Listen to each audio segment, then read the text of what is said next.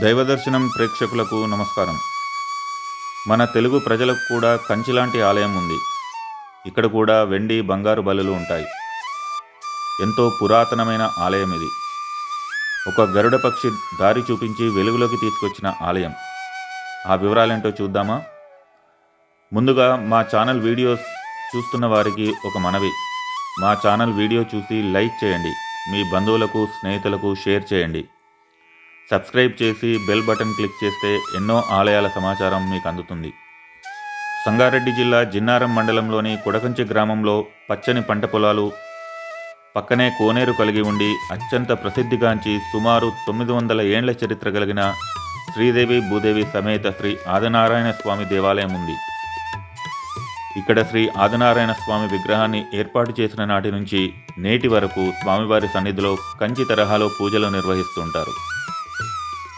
ఇక్కడ శ్రీ ఆదినారాయణ స్వామి చతుర్భుజుడై శ్రీదేవి భూదేవిల సమేతంగా ఆదిశేషుని పడగనీడలో స్థానక భంగిమలో కొలువై ఉన్నాడు. కంచికి వెళ్లకున్నా కొడకంచికి మాత్రం వెళ్లాలనే నానుడి అనాదిగా వస్తోంది. స్వామివారు 900 ఏండ్ల క్రితం శ్రీదేవి భూదేవి సమేతంగా కొడకంచి గుట్టపై వెలిశాడని పెద్దలు చెబుతారు. స్థల పురాణం ప్రకారం 900 ఏండ్ల క్రితం అల్లాని వంశస్థుడైన రామోజీరావుకు స్వామివారి కల్లో కనిపించి మంబాపూర్ అటవీ ప్రాంతంలో తన విగ్రహం ఉందని, దాన్ని తీసుకువచ్చి పూజలు నిర్వహించాలని ఆదేశించారు. దీంతో అల్లాని వంశస్థులతో పాటు గ్రామ ప్రజలందరూ కలిసి స్వామివారి విగ్రహం కోసం వెతికారు. అయినా ఫలితం లేకుండా పోయింది.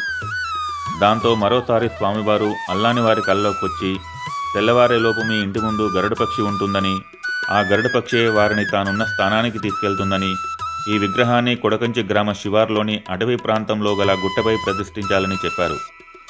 గరుడ పక్షి చూపిన దారిలో అటవీ ప్రాంతంలోకి వెళ్లిన అల్లాని వంశస్థులకు స్వామివారి విగ్రహం లభించింది. ఈ విగ్రహాన్ని కొడకంచిలోని ఓ గుట్టపై ప్రతిష్ఠించారు. అప్పటి నుండి నేటి వరకు కంచిలో స్వామివారికి ఎలాంటి పూజలు నిర్వహిస్తారో ఇక్కడ స్వామివారికి కూడా అలాగే పూజలు నిర్వహిస్తున్నారు. అంతేకాదు, కొడకంచిలోని ఆదినారాయణ స్వామి ఆలయంలో కూడా బంగారు వెండి బలులు ఉన్నాయి.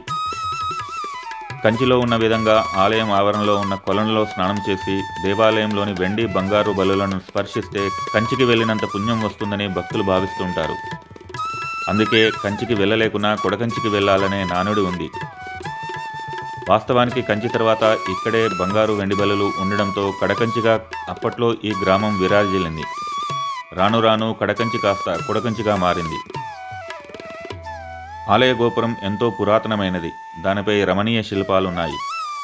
4 అంతస్తుల ఆలయ గోపురం దాటి లోపలికి వెళ్ళగానే కొండ మీద స్వామివారి ఆలయం, ప్రక్కనే విశాలమైన కోనేరుకు ప్రాకార మండపం ఉండడం విశేషం.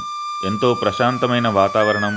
ఈ ఆలయం ప్రాంగణంలోనే మేడి చెట్టు కింద పురాతన శివలింగం, నంది విగ్రహాలను చూడవచ్చు. ఈ శివలింగానికి బ్రహ్మసూత్రం ఉండడం విశేషం. పెద్ద రావి చెట్టు, వేప చెట్టుతో సంగమించినట్లు ఉండడం, అదే ప్రాంగణంలో ఆంజనేయ స్వామి ఆలయం. మొత్తానికి ఈ ఆలయం ప్రశాంతమైన ఆధ్యాత్మిక ప్రదేశం. ప్రతి సంవత్సరం మాఘమాసంలో ఇక్కడ స్వామివారి బ్రహ్మోత్సవాలు జరుగుతాయి. అప్పుడు జరిగే రథోత్సవంలో చుట్టుప్రక్కల గ్రామాల ప్రజలు విశేషంగా హాజరవుతారు.